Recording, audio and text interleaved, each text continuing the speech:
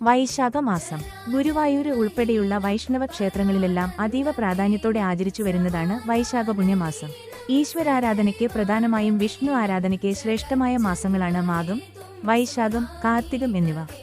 ഈ 3 മാസങ്ങളിലെ അതിശ്രേഷ്ഠമാണ് വൈശാഖം. മാധവന് അതായത് മഹാവിഷ്ണുവിന് പ്രിയങ്കരമായതിനാല് മാധവമാസം എന്നും വൈശാഖം അറിയപ്പെടുന്നു. പൗർണമി ദിനത്തില് വിശാഖം നക്ഷത്രം വരുന്ന മാസമാണ് വൈശാഖം. വൈശാഖത്തില് പ്രഭാത സ്നാനത്തിനു വളരെയധികം പ്രാധാന്യം കൽപ്പിച്ചിരിക്കുന്നു.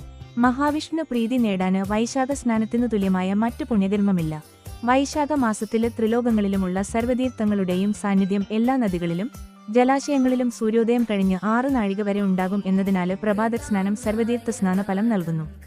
ദാനധർമ്മങ്ങൾക്ക് അനുയോജ്യ മാസവുമാണ് വൈശാഖം. വൈശാഖ ദാനങ്ങളില് ഏറ്റവും പ്രധാനപ്പെട്ടത് ജലദാനമാണ്. ഗ്രീഷ്മ ഋതുവിലാണ് വൈശാഖ മാസം. വേനൽക്കാലത്ത് ഏറ്റവും ആവശ്യമായത് എന്തെന്ന് മനസ്സിലാക്കിയാണ് വൈശാഖ മാസത്തിലെ ദാനങ്ങൾ ചിട്ടപ്പെടുത്തിയിരിക്കുന്നത്. വൈശാഖ മാസം കേരളത്തിലും ഭക്തിപൂർവ്വം ആചരിച്ചിരുന്നു. ഗുരുവായൂര് ഉൾപ്പെടെയുള്ള വൈഷ്ണവ ക്ഷേത്രങ്ങളില് വൈശാഖ പുണ്യകാലം ആചരിക്കുന്ന പതിവുണ്ട്.